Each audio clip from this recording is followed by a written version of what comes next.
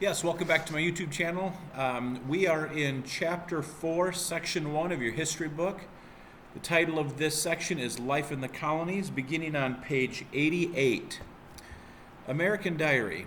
In 1760, Englishman Andrew Burnaby traveled in the American colonies observing daily life. He could not imagine that these colonies would ever unite, for they were as different from one another as, quote, fire and water, close quote, and each colony was jealous of the other. In short, such is the difference of character, of manners, of religion, of interest of the different colonies, that I think, were they left to themselves, there would soon be a civil war from one end of the continent to the other, close quote, from the travels through the middle settlements in North America. The New England colonies. Main idea. The economies of the New England colonies focused on shipbuilding, fishing, and trade. History and you. Do people in your community manufacture products that are sold to other countries? Read to learn about how the economies of New England developed. Although Burnaby believed the colonies would never unite, they continued to grow. The number of people living in the colonies rose from about 250,000 in 1700 to approximately 2.5 million by the mid-1770s. The population of African Americans increased at an even faster rate, from about 28,000 to more than 500,000. Immigration was important to this growth. Between 1607 and 1775, almost a million people, an estimated 690,000 Europeans and 278,000 Africans came to the colonies. By 1775, about 2,500 Jewish immigrants lived in the colonies. Most people lived in the cities of New York, Philadelphia, Charlestown, Savannah, and Newport, where they were allowed to worship as they pleased. There was another reason for the growing population.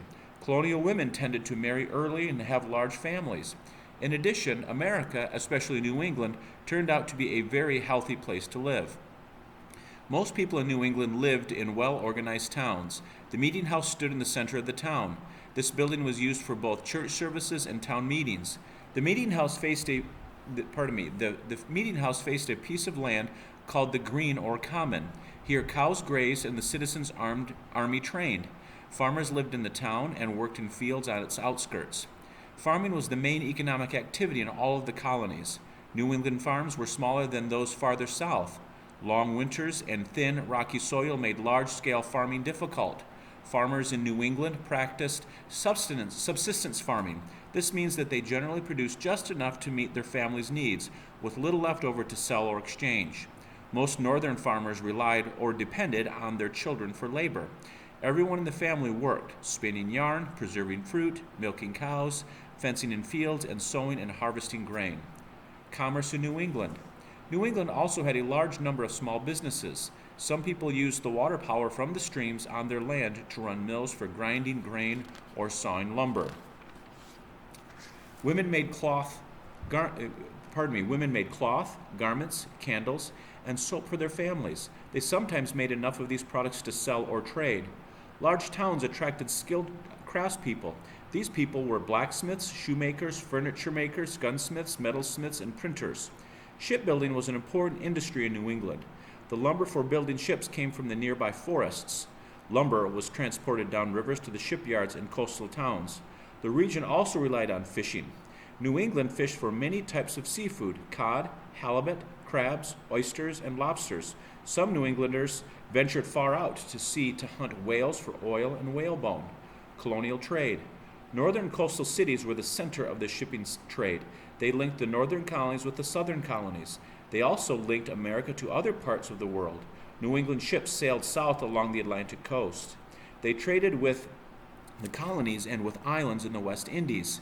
Ships also traveled across the Atlantic Ocean, carrying fish, furs, and fruit to trade for manufactured goods in both England and Europe. These colonial merchant ships followed many different trading routes. Some went directly to England and back. Others followed routes that came to be called the triangular trade because the routes formed a triangle. On one leg of the route, ships brought sugar and molasses from the West Indies to New England. In New England, the molasses would be made into rum. Next, the rum and other goods were shipped to West Africa and traded for enslaved Africans. Slavery was widely practiced throughout West Africa. Many West African kingdoms enslaved those they defeated in war. Some of the enslaved people were then sold to Arab slave traders. Others were forced to work in gold mines or farm fields. With the arrival of the Europeans, enslaved Africans also began to be shipped to America in exchange for goods.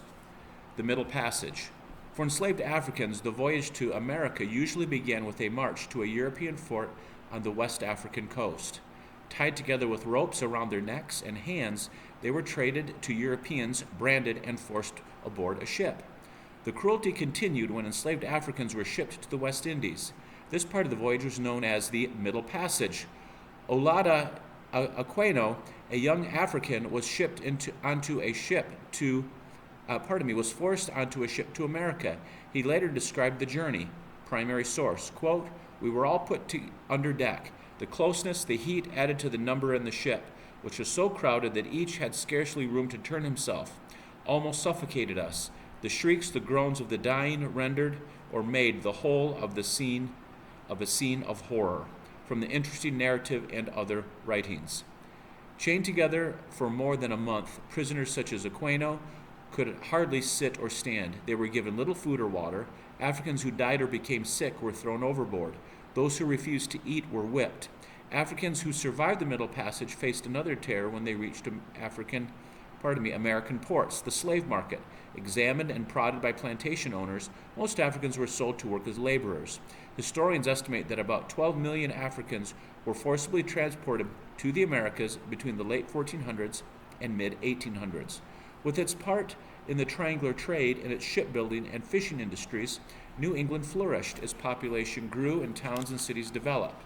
Reading check. Explaining, where was the shipping center in America, and where did its trade extend? The Middle Colonies. Main idea. The economies of the Middle Colonies depended on the sale of cash crops such as wheat and corn. History and you. Have you ever visited a farm? What types of crops or animals were raised here? Read to learn about the effects farming had on the Middle Colonies. With more fertile soil and a milder climate than New England's, the farms in the New England colonies produced bigger harvests. In New York and Pennsylvania, farmers grew large quantities of wheat and other cash crops. These crops were used by the farmers' families, but they also were sold in colonial markets and overseas. Farmers sent cargoes of wheat and livestock to New York City and Philadelphia for shipment. These cities became busy ports. By the 1760s, New York City, with 18,000 people, and Philadelphia, with 24,000 people, were the largest cities in the American colonies. Industries of the Middle Colonies. Like the New England colonies, the Middle Colonies also had industries. Some were home-based crafts, such as carpentry and flower making. Others were larger businesses, such as lumbering, mining, and small-scale manufacturing. One iron mill in northern New Jersey employed several hundred workers. Many of these workers were from Germany. Other smaller ironworks operated in New Jersey and Pennsylvania. German immigrants. Nearly 100,000 German immigrants came to America in the colonial era. Most settled in Pennsylvania. They successfully farmed the land using European agricultural methods. The Germans, Dutch, Swedish, and other non-English immigrants gave the Middle Colonies a cultural diversity or variety not found in New England. This diversity created a tolerance for many cultural differences. Reading check. Explaining, what are cash crops? The Southern colonies and slavery. Main idea. Slavery played a role in the economic success of the Southern colonies. History and you. Think about the types of resources that are needed to manage a large farm. Read to learn about how the economies of the Southern colonies developed as a result of the physical features of the land and enslaved Africans. Rich soil and a warm climate made the Southern colonies well suited to certain kinds of farming. Southern farmers could cultivate large areas of land and produce harvests of cash crops. Most settlers in the Southern colonies made their living from farming, and little commerce or industry developed. For the most part, London merchants rather than local merchants managed Southern trade. Tobacco and rice. Tobacco was the principal or most important cash crop of Maryland and Virginia. Most tobacco was sold in Europe, where the demand for it was strong. Growing tobacco and preparing it for sale required a good deal of labor. At first, planters used indentured servants to work in the fields. When indentured servants became scarce and expensive, Southern planters began using enslaved Africans instead. Slaveholders with large farms grew wealthy from their tobacco crop. Sometimes, however, a surplus or extra amounts of tobacco on the market caused prices to fall. As a result, the growers' profits also fell. In time, some tobacco planters switched to growing other crops, such as corn and wheat. The main cash crop in South Carolina and Georgia was rice. In low-lying areas along the coast, planters built dams to create rice fields called paddies. These fields were flooded when the rice was young and drained when the rice was ready to harvest. Work in the rice paddies was extremely strenuous. It involved standing knee-deep in the mud all day with no protection from the blazing sun or biting insects. Because rice harvesting required so much strenuous work, rice growers relied on slave labor. Rice proved to be an even more profitable crop than tobacco. As rice became popular in Europe, its price rose steadily. By the 1750s, South Carolina and Georgia had the fastest growing economies in the colonies, Tidewater and back country. Most of the large southern plantations were located in the Tidewater, a region of flat, low-lying plains along the seacoast. Plantations or large farms were often located on rivers so crops could be shipped to market by boat. Each plantation was a self-contained community with fields stretching out around a cluster of buildings. The planter's wife supervised the main house and the household servants. A plantation included slave cabins, barns, and stables, as well as buildings that were used for carpenter and blacksmith shops, storerooms, and kitchens. A large plantation might also have its own chapel and school. West of the Tidewater lay a region of hills and forests climbing up toward the Appalachian Mountains. This region was known as the back country and was settled in part by hardy newcomers to